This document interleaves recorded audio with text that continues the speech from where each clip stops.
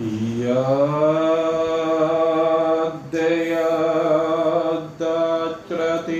श्रेष्ठ तदेवेतरो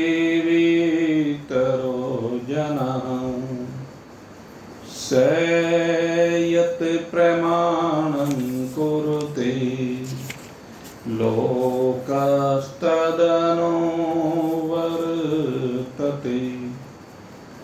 न मे पार्थास्ति कर्तव्यं त्रिषु लोकेषु किंचन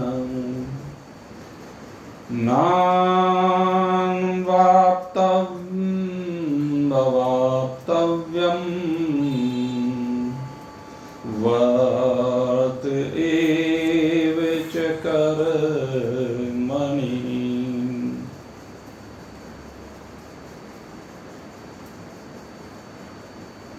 निज स्वरूप बोधात् उपस्थित उत्तम आचरण संयुक्त जिज्ञासु वृत्त।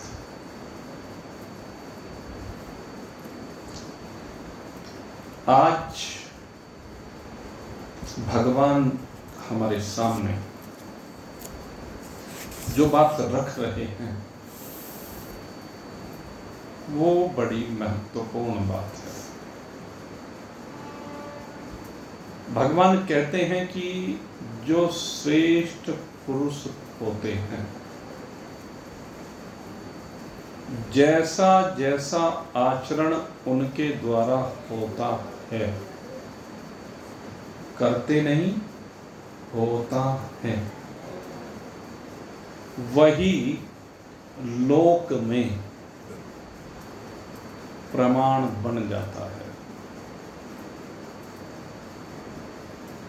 इससे पूर्व कि हम इस विषय पर चर्चा करें, सबसे पहले हमें श्रेष्ठता की जो बात कही गई है, तो यह श्रेष्ठ पुरुष कौन है, पहले तो यह जानना आवश्यक है। भगवान श्रेष्ठ पुरुष किसे कहते हैं? कहते जो अपने को भी जानता है और दूसरे को भी जानता है यथार्थ रूप में।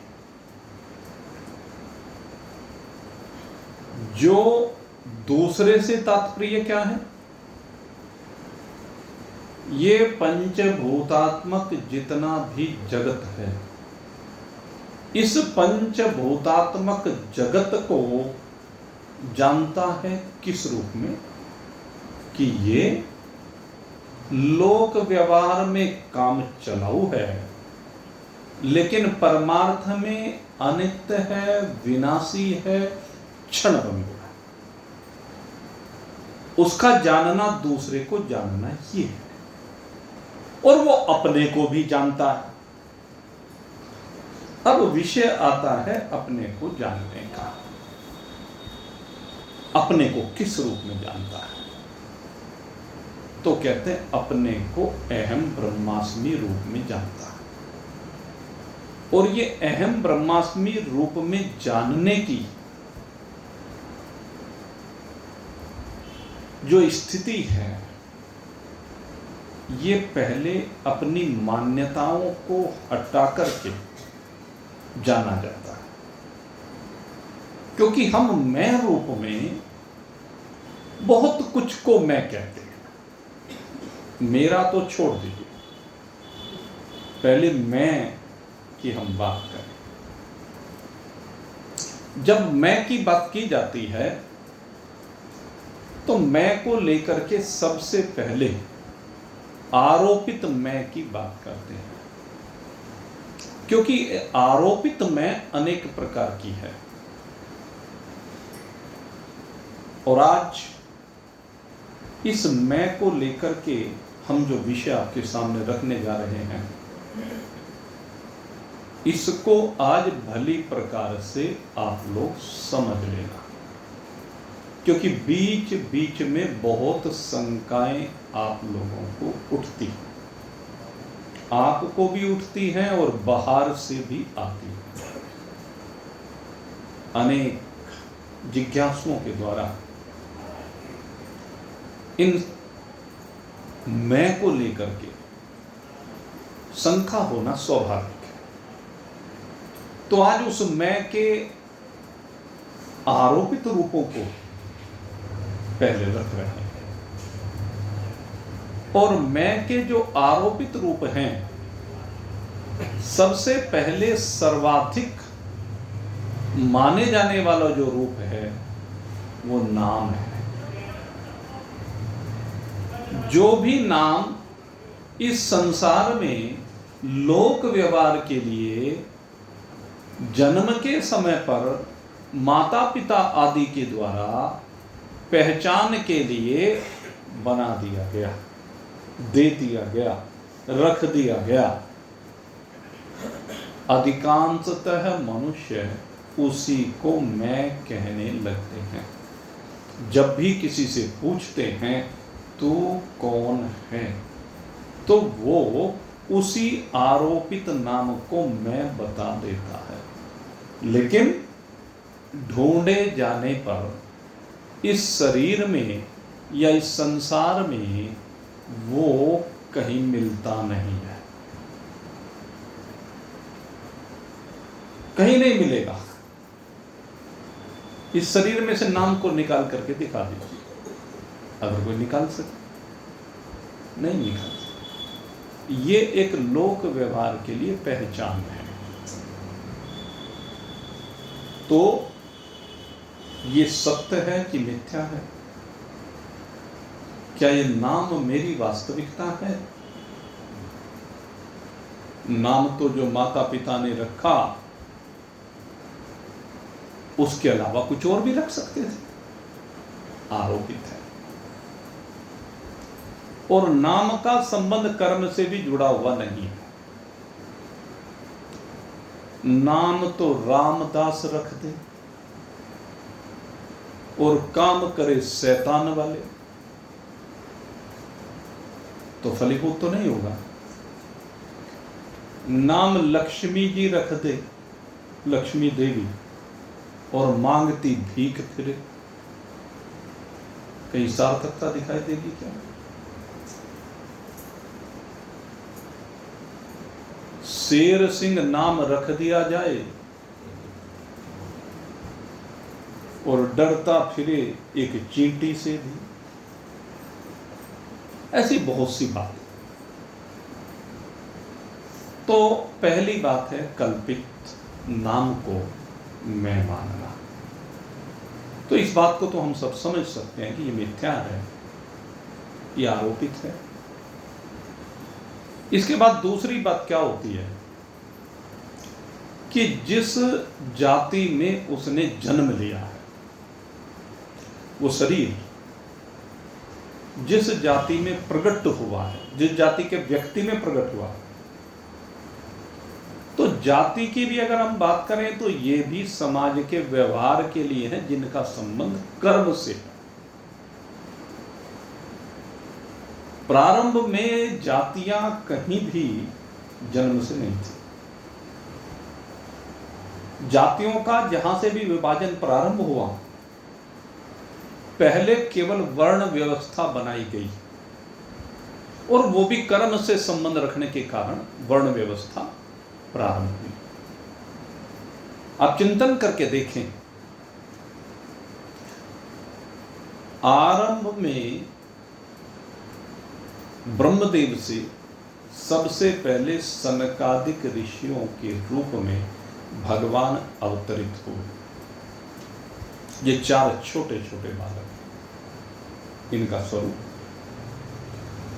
क्या इनकी जाति कोई बता सकता है? सनकादिक ऋषियों की कोई जाति नहीं। नारद जी का प्रकटन हुआ, उनकी कोई जाति नहीं। इसके बाद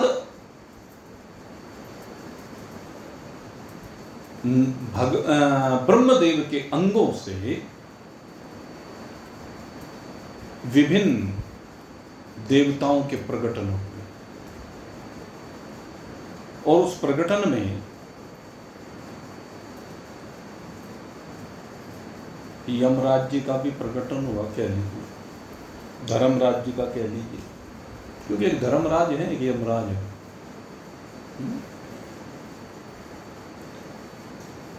ब्रह्मदेव के हृदय से धर्म का प्रकटन हुआ, ये माना जाता है। उनकी कौन सी जाति है, कोई बता सकता है? धर्मराज जी की जाति, जहां सबको जाना है, बता सकता है उनकी कोई जाति? विभिन्न अंगों से विभिन्न देवताओं का प्रकटन हुआ, लेकिन कोई भी देवता उसको हम जाति सूचक शब्द से संबोधित नहीं कर सकते। इंद्रदेव हैं जो उनके अधिपति हैं, वरुण देव हैं, अग्निदेव हैं, सारे जितने भी देवता, आदित्य हों, रुद्र हों, मरुदगण हों, वसु हों, अश्विनी कुमार हों, हम इनको जातियों में नहीं बांट सकते। ये तो दैविक सृष्टि की बात हुई। और अगर यदि फिर हम देखें तो ब्रह्मदेव के मन से 10 मानस पुत्रों की उत्पत्ति हुई, और 10 मानस पुत्रों की जो उत्पत्ति हुई, इनमें आप देखें मरीचि, अत्रि, अंगिरा, पुलस्त्य, पुलह, कृतु, दक्ष, नारद, भृगु, वशिष्ठ। कहते जिस समय मन को लगाया न, तो मन के लगाने से 10 मानस पुत्रों की उत्पत्ति हुई। और ये जो मानस पुत्र उत्पन्न हुए मन से, यहीं से गड़बड़ प्रारंभ हो गई। कहते हैं जब इन 10 में से जिस जिसके वंश चले आगे, उनमें भी अगर यदि आप देखेंगे, ये जो मरीचि हैं, मरीचि के पुत्र हैं कश्यप, और इन कश्यप का गोत्र कहते हैं हर वर्ण में मिलता है, कश्यप गोत्र। क्यों?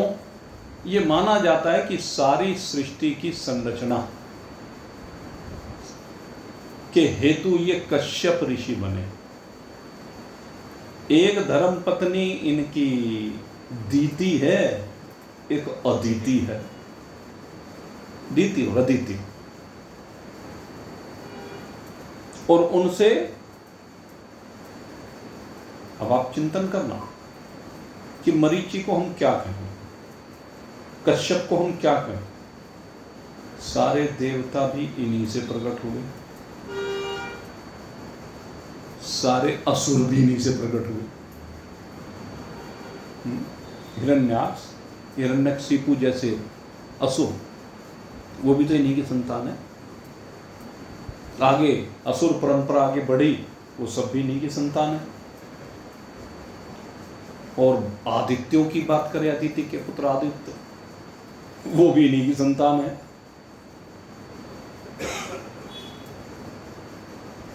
इन्हीं में एक पुलस्त्य ऋषि हुए। पुलस्त्य ऋषि की संतान विश्रवा ऋषि हैं, और विश्रवा ऋषि के एक पुत्र तो कुबेर हैं, धनाध्यक्ष। किसी को पता है उनकी जाति का? कुबेर की कोई जाति मानी जाती है कि धनाध्यक्ष की? कुबेर को भी सब चाहते हैं, यक्ष है वो तो, बल्कि वो देवता नहीं, वो एक यक्ष है। यक्ष देवताओं से कुछ नीचे माने जाते हैं, आपको बताएं। और दूसरे सारे राक्षस, रावण आदि, वे भी विश्रवा से ही पैदा हुए। चिंतन करें। ऐसे ही सृष्टि का जो चक्र है वो चला।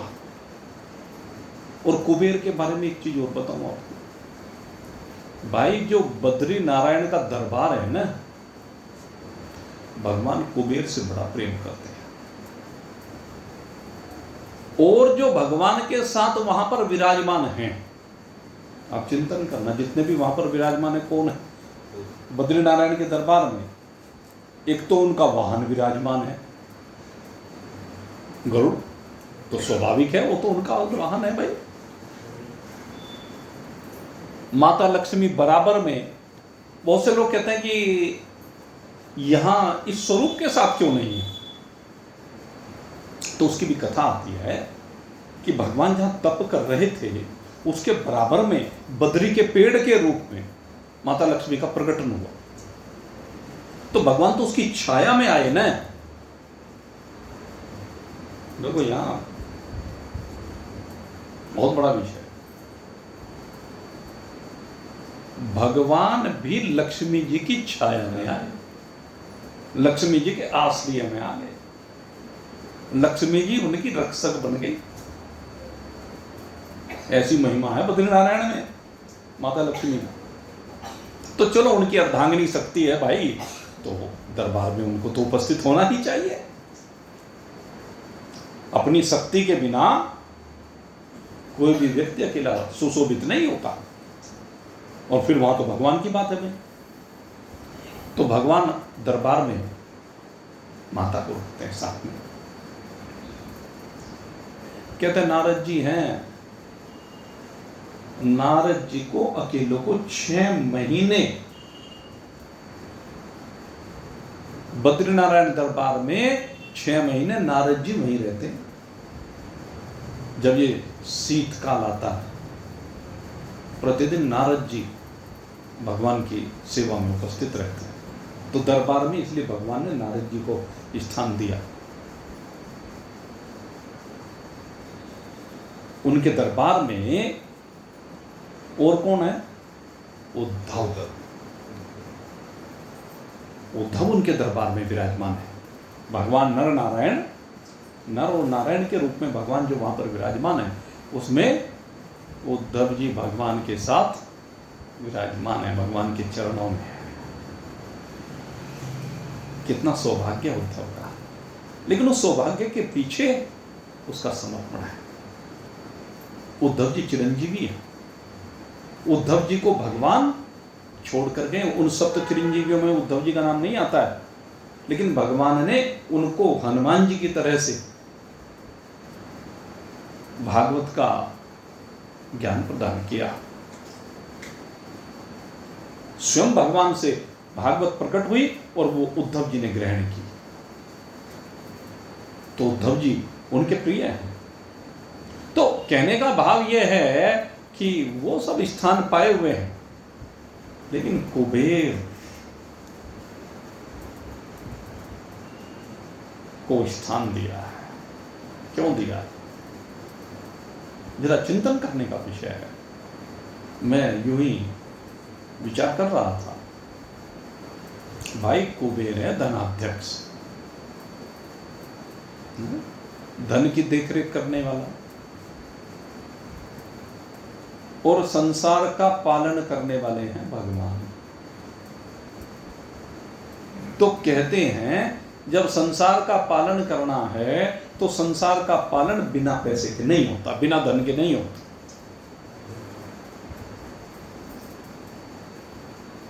खजाने में भंडार भरा हुआ है, तो उस भंडार को यथासंभव जैसी आवश्यकता है उस व्यवस्था में भगवान उपयोग करते हैं। तो इसलिए कुबेर को अपने साथ रखते हैं। इस धरा पर ये बद्रीनारायण का जो दरबार है, ये माना जाता है कि भगवान नारायण यहीं पर बैठ करके इस सृष्टि का पालन करते हैं, इसीलिए इसको वैकुंठ भी कहा जाता है। आपको भगवान का दरबार अगर यदि कहीं देखने को मिलेगा तो केवल बद्रीनारायण में, और कहीं दरबार नहीं है। कहीं भी चले जाइए, भगवान अपनी एकाध शक्ति के साथ विराजमान है। पूरा दरबार है क्या कहीं? जगन्नाथ जी में जाइए, सुभद्रा के साथ है, बलदाऊ जी के साथ है। द्वारिका में जाइए, द्वारिका में अपने 8 पटरानियों के साथ हैं। आप रामेश्वरम जाइए तो शंकर भगवान वहां पर शिवलिंग के रूप में विराजमान है। राम भी और शिव भी सामूहिक रूप से रामेश्वरम कहलाते हैं। वहां राम भी शिवलिंग के रूप में प्रकट हो गई है, कह लीजिए, उसी में समाहित हो गए। तो दरबार केवल अगर देखा जाए तो केवल बद्रीनारायण का दरबार है, और कहीं आपको दरबार नहीं मिलेगा जहां पर सब लेखे जोखे वहीं पर बैठ करके चलते हैं पालन करने। इसलिए कुबेर की महत्ता विशेष है भाई। संहार में कुबेर की आवश्यकता नहीं, सृजन में कुबेर की आवश्यकता नहीं, पालन में आवश्यकता है। इसलिए भगवान कुबेर को अपने चरणों में रखते हैं। तो खैर, दूसरा आरोप हमारे यहां जाति का किया गया। क्या हूं? पहले तो वर्ण का आरोप है इसमें। एक वर्ण है, एक जाति है। वर्ण और जाति दोनों भिन्न चीजें हैं। एक ही वर्ण में अनेक जातियां आ जाती हैं। वर्ण है ब्राह्मण। ब्राह्मण बहुत प्रकार के हैं, एक तरह के ब्राह्मण नहीं होते। आप अलग अलग क्षेत्रों में जाइए तो अलग अलग क्षेत्रों में अलग अलग प्रकार के गोत्र मिलेंगे, अलग अलग प्रकार के ब्राह्मण मिलेंगे, अलग अलग प्रकार का खान पीन मिलेगा। जो हमारा क्षेत्र है, इस क्षेत्र में जो ब्राह्मण लोग मिलेंगे उनके आचरण सबसे शुद्ध मिलेंगे। जितना शुद्ध वातावरण, जितना शुद्ध आचरण हमारे क्षेत्र में मिलेगा, ब्राह्मणों का ही नहीं सबका, इतना पूरी धरा पे कहीं नहीं है। इसलिए इसको देव स्थल कहा जाता है। गंगा यमुना के बीच का जो क्षेत्र है, जैसे हमारा जो पर्वतीय क्षेत्र जहां से गंगा जी आगे बढ़ती है, पर्वतीय क्षेत्र से नीचे, मतलब मैदानी क्षेत्र, पर्वतों की बात नहीं कर रहा हूं। पर्वत में शुद्धि नहीं है, आपको बताएं। साउथ में चले जाइए, बहुत कर्मकांड है जबरदस्त, बड़ा शुद्धि का ध्यान रखते हैं, लेकिन खान पीन की व्यवस्था वहां भी विचारणीय है। और पहाड़ में तो बेहद चिंतनीय है, आपको बताएं। तो यहाँ का जो आचरण है वो बड़ा शुद्ध है। इसलिए मैं कहता हूँ कि यहाँ इसमें भी कई चीज़ें हैं। यहाँ आप देखें, यहाँ वाले वहाँ वालों के साथ विवाह शादियाँ नहीं करते, वहाँ वालों के साथ नाते नहीं बनाते, साउथ वालों के साथ नाते नहीं बनाते, पूर्वियों के साथ नाते नहीं बनाते अपने क्षेत्र में। तो उसमें कई जातियाँ होती हैं। क्षत्रिय हैं,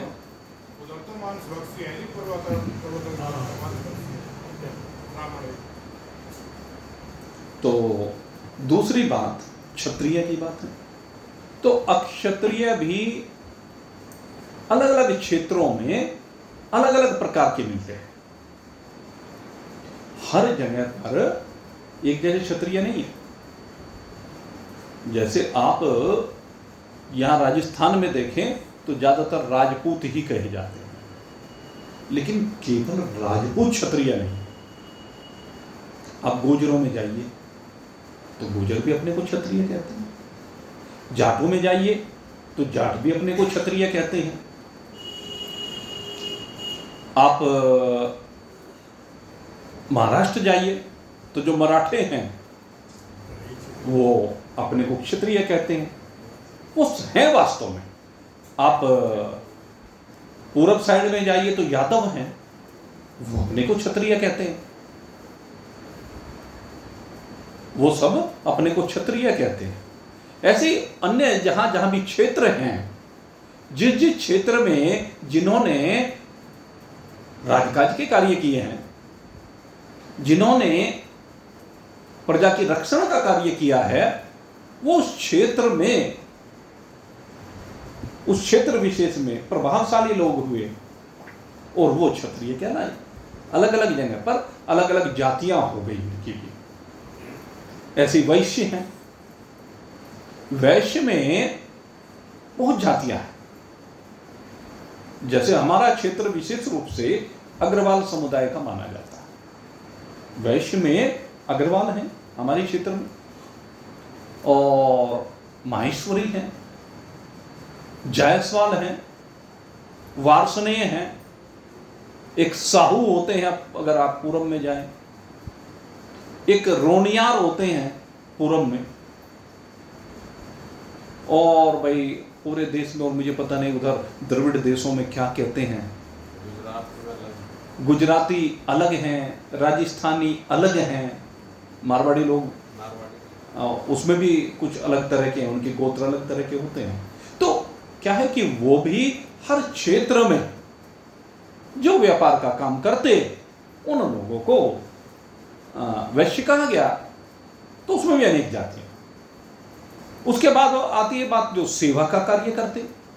अब सेवा के कार्य करने वाले बहुत लोग हैं, तो जो जहां जहां जो काम करता उसी के अनुसार उसका नाम रख दिया गया।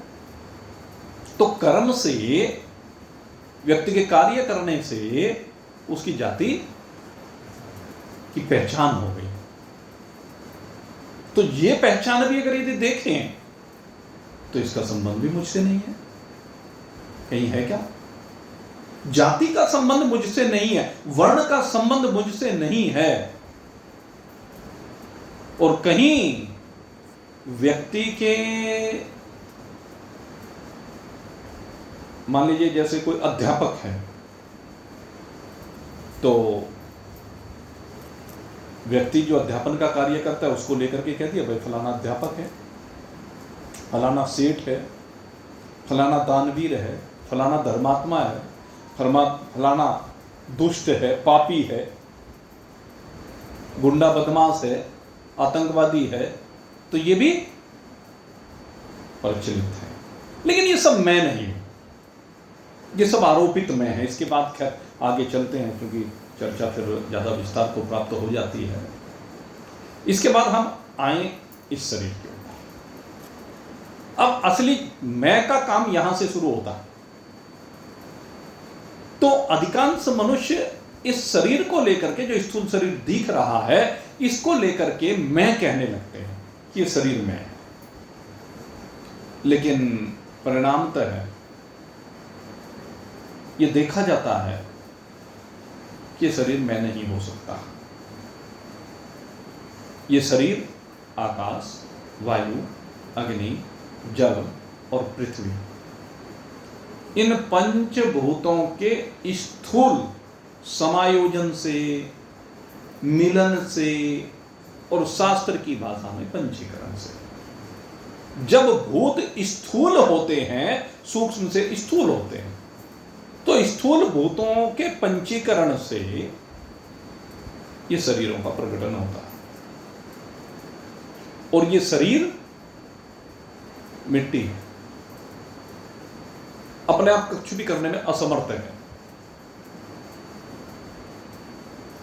क्योंकि जिस समय इस देह से जो निकलता है, उसके बारे में आगे बताऊंगा, जो निकलता है वो निकल जाए, उसके बाद देह तो यहीं रह जाती है। लेकिन देह की शक्ति सामर्थ्य समाप्त हो जाती है। नाकों में शक्ति रहती देखने की, कानों में सुनने की, हाथों में कुछ करने की, पैरों में चलने की, सब शक्तियां समाप्त हो जाती है। अगर मैं होता ये शरीर तो फिर शक्ति रहती। क्योंकि शक्ति नहीं रहती तो इससे सिद्ध हो जाता है कि ये शरीर मैं नहीं हूं। और ये शरीर जब वो शक्ति निकल जाती है तो धीरे धीरे शरीर गलने लगता है, सड़ने लगता है, मिट्टी में मिलने लगता है। मिट्टी में तो मिलाना है। किसी को दबा करके मिट्टी में मिला दीजिए, जैसे अब दबाया जा रहा है।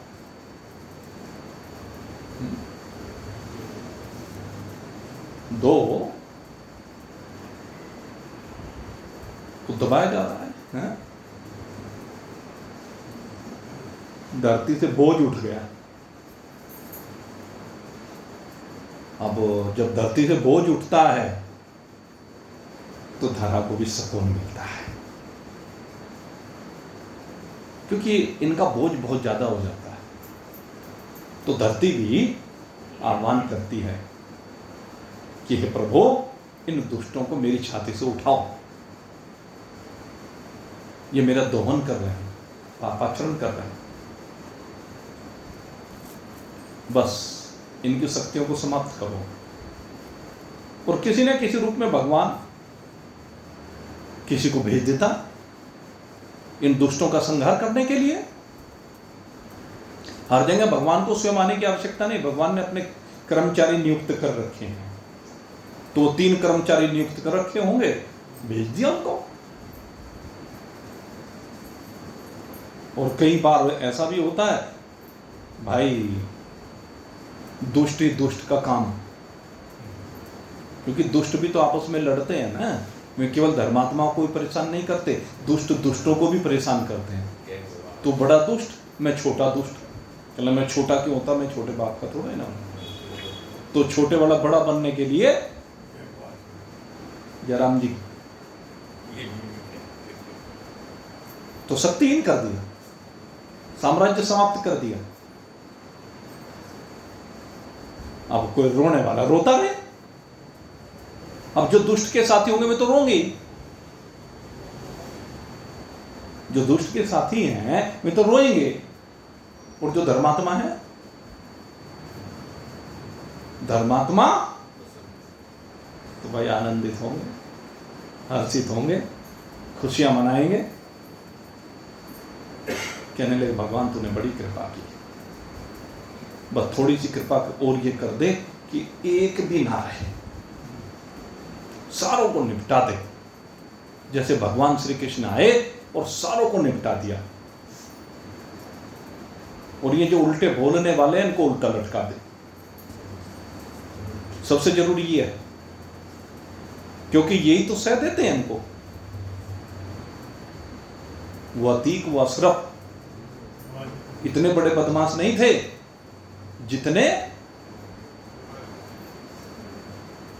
ये जौन से इनको संरक्षण दे रहे थे। बदमाश तो वे हैं असली, उनके बगैर हो सकता है भाई,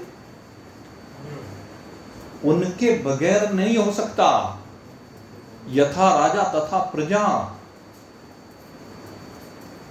एक राजा वो थे जिन्होंने इनको पाला, एक राजा वो है जिनको निपटा रहा है एक एक करके, और हम सुकून की जिंदगी जी रहे हैं।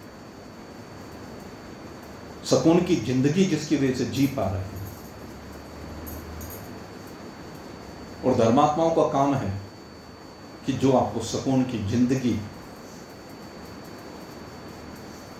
जीने का हक दे सके, सदा उसके साथ हमें खड़ा रहना चाहिए, उसका समर्थन करना चाहिए। भले ही कभी कभी लगे भाई सारी अनुकूलताएं तो नहीं हो सकती, कभी कभी कोई एक आध प्रतिकूलता भी कभी दिखाई दे जाती है, वो व्यक्तिगत स्तर पर दिखाई देती है। लेकिन सुकून से जीना सबसे बड़ी बात है। बच्चा सुरक्षित, आपका व्यापार सुरक्षित, आप सुरक्षित, ये बहुत बड़ी बात होती है। तो खैर, भाव क्या, मिट्टी में मिलना। आज उदाहरण दिया, सबके शरीर मिट्टी में मिल जाने, शक्तिहीन हो जाने, इसलिए ये शरीर में नहीं होता। इसके बाद हम जब आगे बात करते हैं तो आगे सूक्ष्म शरीर को लेकर के बात करते हैं, और इस सूक्ष्म शरीर को ही बहुत से लोग, बहुत से मान्यताओं वाले विचारक इसी को मैं कहने लगते, लेकिन ये भी मैं नहीं है। ये सूक्ष्म शरीर 19 तत्वों से मिलकर के बना है। ये जो 19 तत्व हैं कौन कौन से हैं? 5 ज्ञानेंद्रिय, 5 कर्मेंद्रिय, 5 प्राण और अंतःकरण चतुष्ट। इनमें प्राण को विशेष रूप से माना जाता है। आज मेरे से एक ने प्रश्न भी किया कि जो प्राण है क्या यही सर्वोपरि है? क्या यही आत्मा है? प्राण आत्मा नहीं है। प्राण आत्मा नहीं है, लेकिन प्राण इस शरीर को संजीवन शक्ति देने का कार्य कर रहा है। भगवान ने इस प्राण को इसीलिए नियुक्त किया है कि तू सबके शरीरों को संजीवन शक्ति प्रदान कर। प्राण महत्वपूर्ण है और कहते हैं जब तक शरीर में प्राण है तब तक शरीर चलेगा, और जब प्राण निकल जाएगा तो प्राण अकेले नहीं निकलता, प्राण पूरे सूक्ष्म शरीर को निकाल के लेके जाता है। मेन बात यह है, प्राण से ज्ञानेंद्रियों की शक्ति है, प्राण से कर्मेंद्रियों की शक्ति है, प्राण से अंतःकरण की शक्ति है। इन सब में प्राणों की शक्ति भरी हुई है। इसलिए जिस समय इस शरीर से प्राण निकलता है तो वो इन सबको निकाल के ले जाता है। हस्तेंद्रिय को हाथों में से निकालता है, इन पैरों में से पैर की शक्ति निकालता है, आंखों में से आंख की शक्ति, कान की शक्ति, और सारी शक्तियां निकल करके एक जगह पर एकत्रित हो जाती है। इसको कहते हैं संकुचित हो जाती है। एक जगह पर इनका संकुचन हो जाता है, और संकुचन होकर के जब एक जगह हो जाती है उसके बाद प्राण इनको लेकर के बाहर निकलता है, सूक्ष्म शरीर को पूरे को लेकर के बाहर निकलता है। लेकिन न तो ये प्राण आत्मा है, न ये अंतःकरण चतुष्ट आत्मा है, न ज्ञानेंद्रिय कर्मेंद्रिय आत्मा है। अब इसके बाद बात आती है कारण शरीर की। इस कारण शरीर में विशेष रूप से हमें समझने की बात है। आज का जो विशेष विषय यह है वो कारण शरीर। देखिए कारण शरीर क्या है? कारण शरीर का मतलब है मलिन सत्व गुण। जो जीवता आती है वो मलिन सत्व गुण से आती है। मलिन जो सत्व गुण है, यानी जहां सत्वगुण मैला हो गया है, जिसमें रजोगुण और तमोगुण मिल गया है, उन्होंने सत्वगुण को मैला कर दिया है, दबा दिया है, एक्चुअलिटी नहीं छोड़ी है। जैसे गंगा जी जब गंगोत्री से निकलती है तो बिल्कुल स्वच्छ जल होता है, जैसे कहते हैं ना नीला कंच।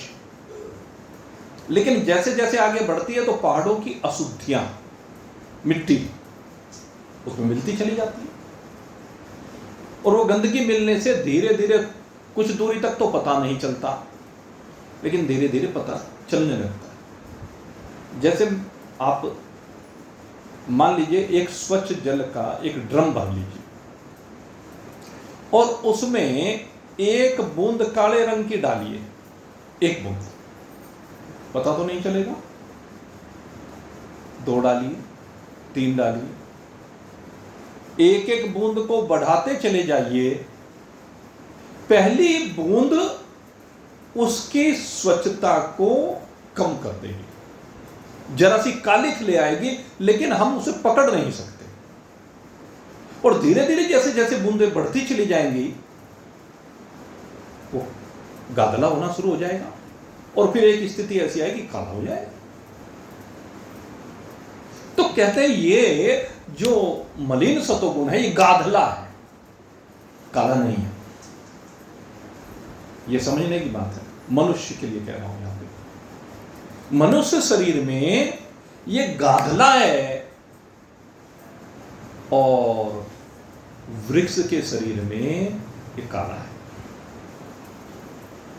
और इसका डिवीजन इसी प्रकार से है, कहीं एक बूंद जितना गाधला है, कहीं 10 बूंद जितना, कहीं 100 बूंद जितना। तो सबके अंतःकरणों में, सबके ये जो सतोगुण का अंश है उसमें जितनी ज्यादा काले की बूंद मिली हुई है उसी हिसाब से गाधलापन है, उसी हिसाब से उनके स्वभाव है, ये स्वभावों का व्यवहार है। तो अविद्या इसको कहते हैं, इसका नाम रखा अविद्या। अब होता क्या है कि जो ये अविद्या है इसमें परमात्मा का प्रतिबिंब होता है। ये अविद्या एक दर्पण का काम करती है और इसमें परमात्मा का प्रतिबिंब पड़ता है। तो जो परमात्मा का प्रतिबिंब पड़ता है, दो चीजें हो गई। एक तो अविद्या हो गई, यानी वो मलिन सतोगुण, और दूसरा हो गया उसमें पड़ने वाला प्रतिबिंब। इस प्रतिबिंब का नाम रखा चिदाभास। चित्त माने चैतन्य परमात्मा, और उसका आभास, आभास माने प्रतिबिंब, यानी परमात्मा का प्रतिबिंब, आभास, उसको चिदाभास का। तो ये दो चीजें हुई इकट्ठी, दोनों, दर्पण भी, मलिन सतोगुण भी, और ये दूसरी चीज प्रतिबिंब, ये दोनों मिलकर ही जीव कहलाता है। ये दोनों मिलकर के ही जीव कहलाता है, और ये जीव ही उस सूक्ष्म शरीर के साथ साथ विभिन्न शरीरों की यात्रा करता है, और ये जीव ही समस्त कर्मों का करता है, और ये जीव ही भरता है। यद्यपि इस जीव को कर्ता भरता सिद्धांत रूप से कहा गया है, लेकिन व्यवहार में अंतःकरण को कर्ता भरता कह देते हैं, शरीर को कर्ता भरता कह देते हैं, है तो सब एक नहीं, लेकिन वास्तविक रूप से, सैद्धांतिक रूप से अगर देखा जाए तो ये जीव ही है, करने वाला भी और भरने वाला भी, लेकिन सब जड़ है।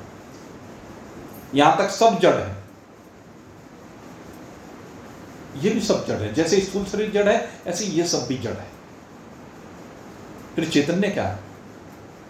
तो कहते हैं जो परमात्मा है, परमात्मा व्यापक है,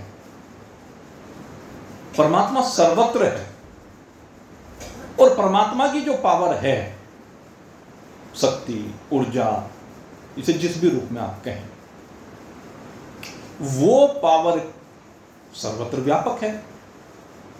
तो वो सबके शरीरों के अंदर भी है और बाहर भी है, और एक जैसी है, बाहर भी वैसी है और अंदर भी वैसी है।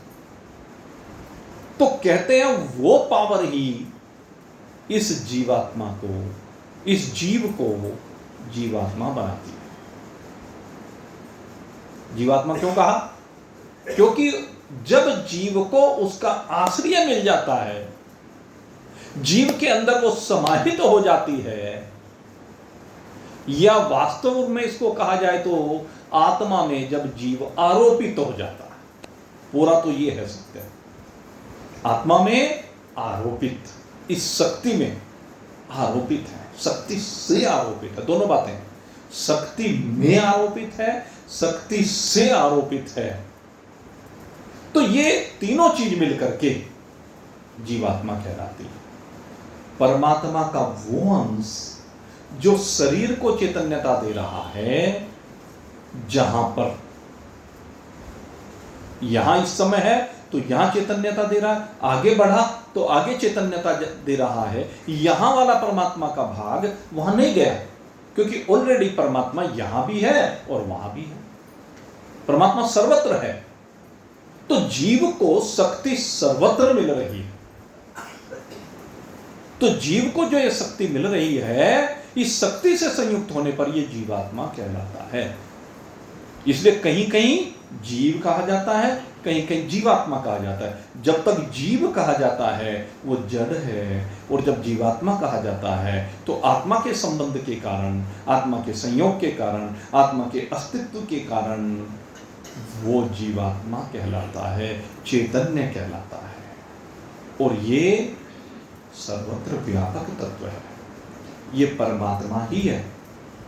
तो कई जगह पर क्या है कि इस जीव के आवागमन को, शरीरों में कौन आता जाता है, एक शरीर से दूसरे शरीर में ये जीव आता जाता है, इसके साथ सूक्ष्म शरीर आता जाता है, स्थूल शरीर इसको अलग से मिलते रहते हैं, परिवर्तित होते रहते हैं। स्थूल शरीर इंस्ट्रूमेंट्स हैं, औजार हैं इस संसार में व्यवहार को करने के लिए।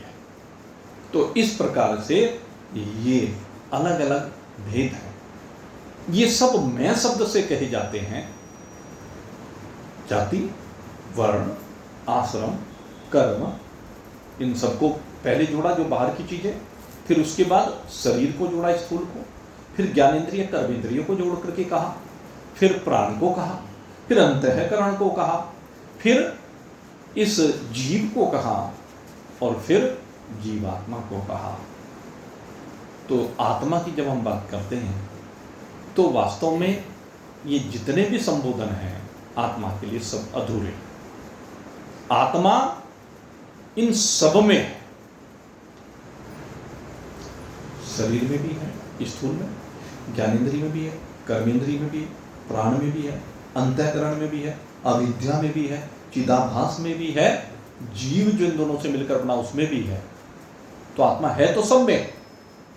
आत्मा की सत्ता सदा सबको मिल रही है।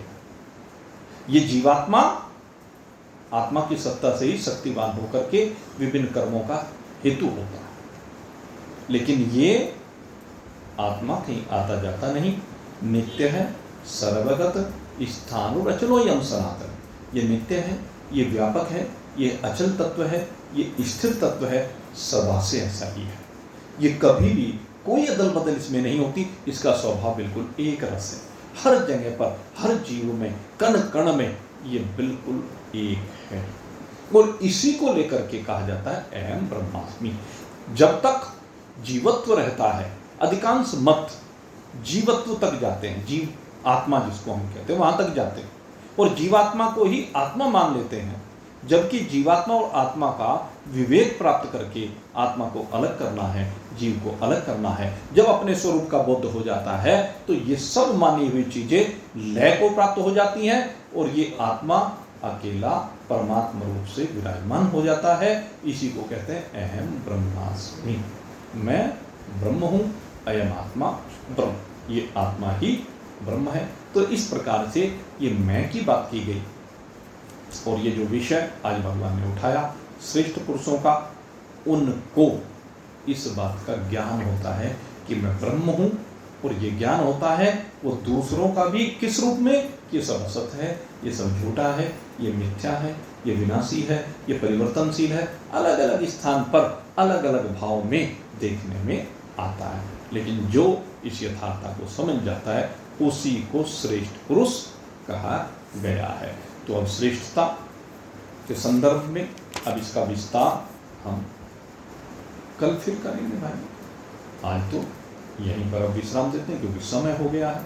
और कल माता अन्नपूर्णा का जो प्रसाद का कार्यक्रम पिछले कुछ समय से चल रहा है हर द्वादशी को, तो कल भी वो कार्यक्रम होगा और वहीं स्थान वही है, नाला रोड पर लाला जी की दुकान के आगे ही वहीं पर प्रसाद वितरण होगा ठीक 12 बजे से। आप सभी लोग सादर निमंत्रित हैं प्रसाद ग्रहण करने के लिए भी और प्रसाद बंटवाने के लिए भी, दोनों के लिए। आप सबके लिए बहुत बहुत शुभकामना करते हुए यहीं पर विश्राम। बोलिए सच्चिदानंद भगवान।